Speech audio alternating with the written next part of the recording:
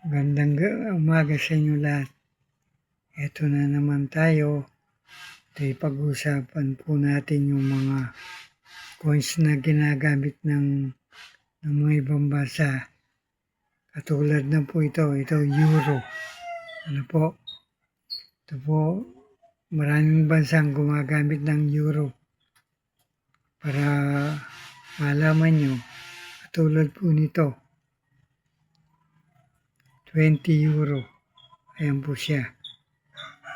Nakikita nyo naman 20 euro. Euro cent. Ano po? Maraming pong bansang gumagamit po ito. 10-sided po ito. Ito yung sa likod naman po nila. Ito.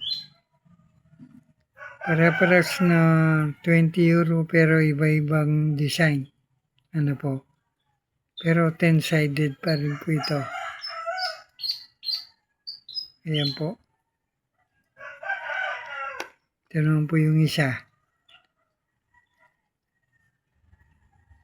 20 euro cent. Ganun din po yun. Iba po yung design nito. 2002 siya. May corona. Ano po? Ayan po.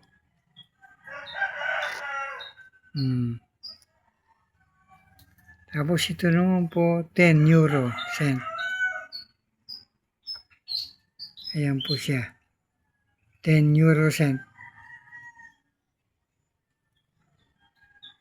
Likod. Ayan po babae. Ito po ay 2013. RF. Ano pong ibig sabihin ng RF? Republic of France. Ano po? Ayan po, Republic of France. Tapos yung isa rin po, ito.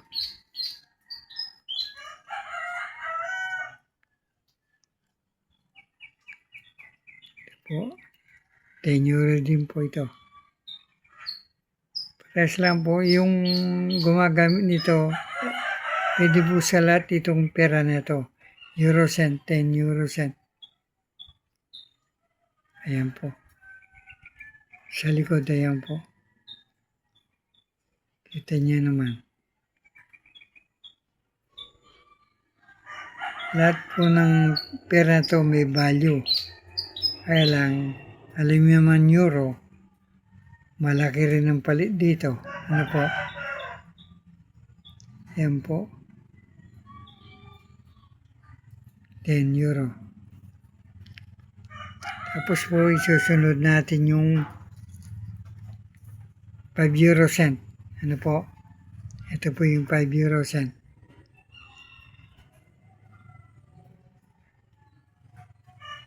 Ganyan po siya. Ayan po. 5 euro cent. Ayan po siya. Maliwanag po. Sa likod po ito. Euro cent. Maliwanag na maliwanag. Ano po? Euro cent.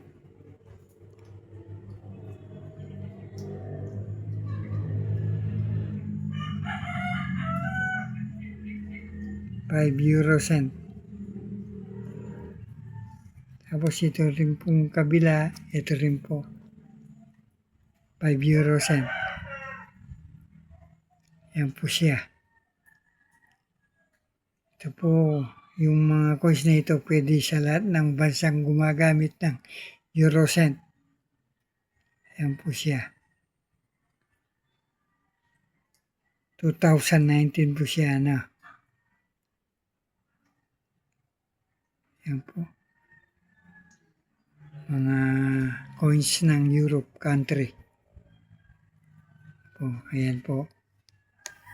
Yan, nakita nyo na po ang mga coins na ginagamit ng Europe country. Yan na po. Lahat po yan pwede sa mga gumagamit ng euro. Ano po? 20 euro, 10 euro, 5 euro. Ano po? Ito po. So,